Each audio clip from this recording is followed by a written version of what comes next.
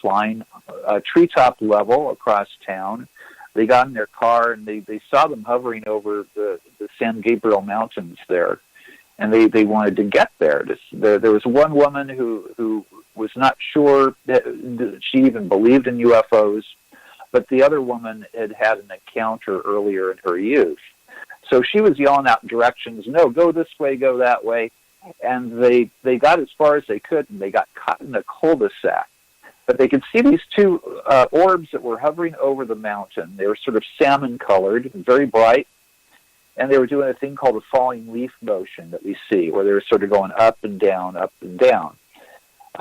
which we see a lot of UFOs do when they're hovering in place. Well, the women got stuck in this cul-de-sac, and they're watching this. At the same time, there was another gentleman who was the next town over who watched this from a distance, and he independently reported this to Mufon himself.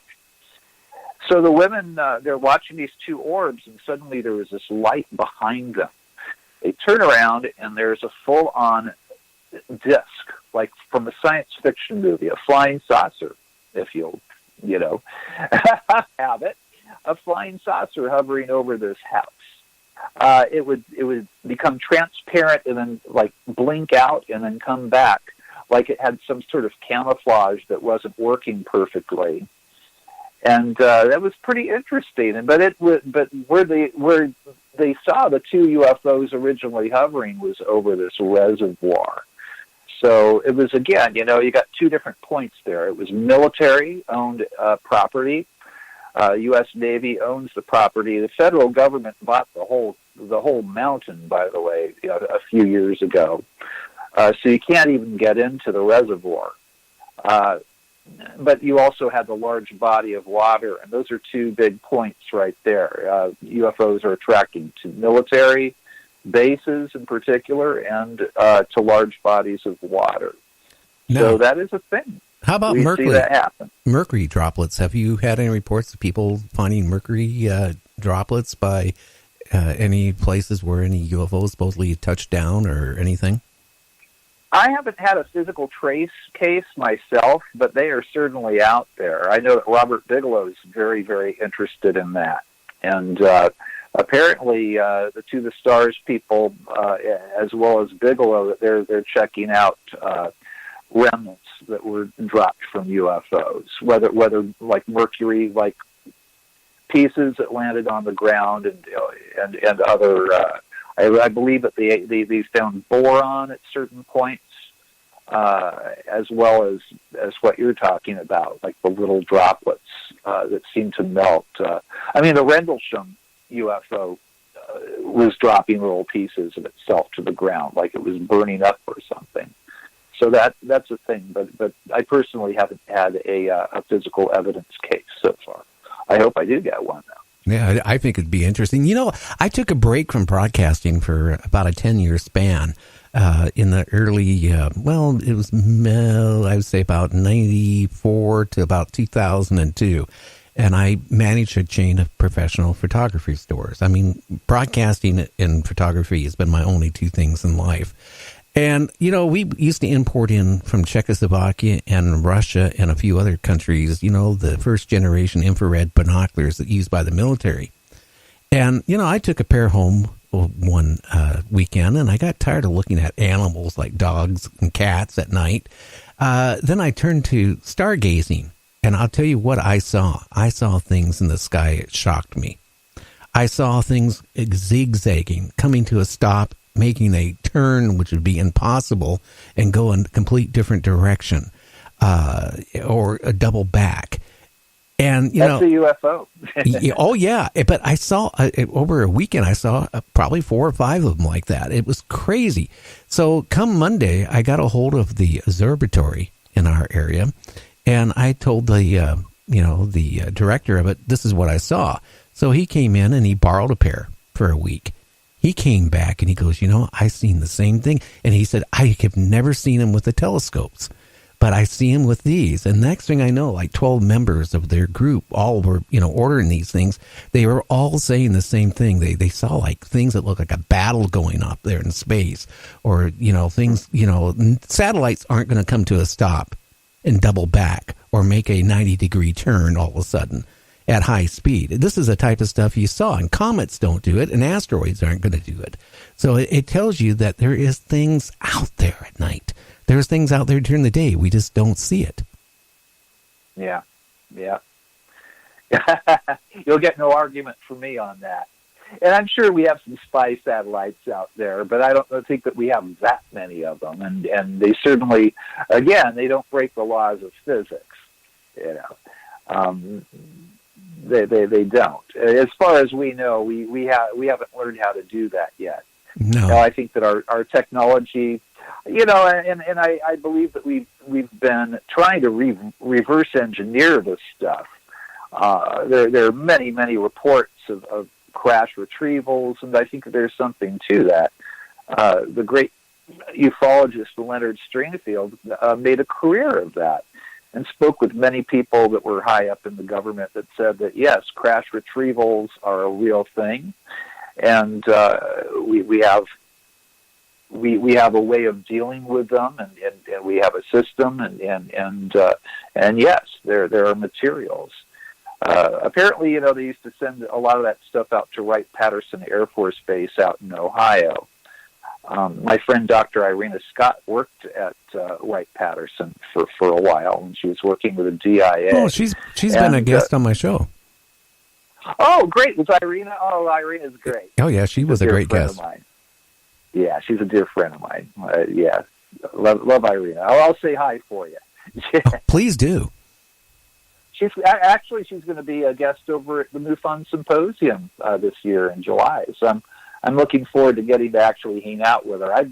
We're internet friends and have been for a while, but it'll be fantastic to finally get to hang out with Irena. A great sense of humor too. Well, she was probably one of the harder guests to get to open up, but I guess maybe it's my personality. Joking here. But all of a sudden, Irena can be a little quiet. Yeah, the first 15... She's got a dry sense of humor. Yeah, the first 15 minutes, I wasn't getting any information really from her, and I'm going, oh my God, what am I going to do here? I got 2 hours to kill. And then I asked her one question, and I asked her some other questions, and all of a sudden the information just started flowing out. And, she was a great guest. She's great. Well, she's had an encounter, and I think she was certainly abducted. Bud Hopkins certainly thought so. She was one of Bud Hopkins' cases in his book Intruders, back in the late 1970s. But Dr. Irena and her sister, they saw something very much like the Betty and Barney Hill UFO. Had windows across it, and she experienced missing time. And Bud Hopkins tried to he tried to hypnotically regress her, and unfortunately, there are some people that just you can't regress, and she was one of them. But she remembers enough of the incident that it is definitely anomalous and strange. Oh, yeah. And some of the stuff she did for the government, too. I mean, the information she came upon was rather interesting. Now, we're going to have to go a break here in about 6 minutes, and I want to get into some of the things that you were telling me about what your mom did. But, I just find that this whole thing about UFOs died for many years on radio. I mean, and it's only been the last 2 years, and the past probably year and a half where it's gotten really popular again. Now, some of my friends claimed 3 months ago disclosure was going to come right out in a matter of weeks and stuff like that. How's your feeling of disclosure? You think the Navy kind of said that the pilots could start reporting UFOs without any reprimands? Do you think that was the disclosure, or do you think we're still looking at disclosure coming down? I know Steve Bassett doesn't feel any disclosure is going to be happening anytime soon. Yeah, but I mean, Steve does think it's going to happen eventually. He thinks it's going to be a huge event when it does happen.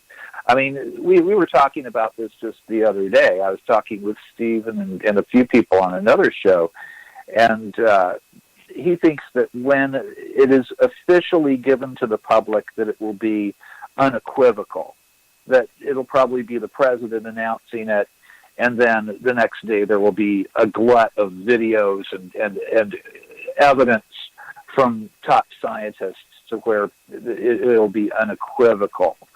That's Stephen's view. I have a little different view than he does, but I hope he's correct. I don't know. I could be wrong. I think that disclosure really did happen in 2017 when the New York Times published the article about the Nimitz. Yeah, well, that information leaked in the out. Baja Coast. Yeah. It leaked out. I mean, how many years did it take to leak out? And all of a sudden it was being shown on the news. I mean, it took a lot of years, but all of a sudden somebody got it out somehow.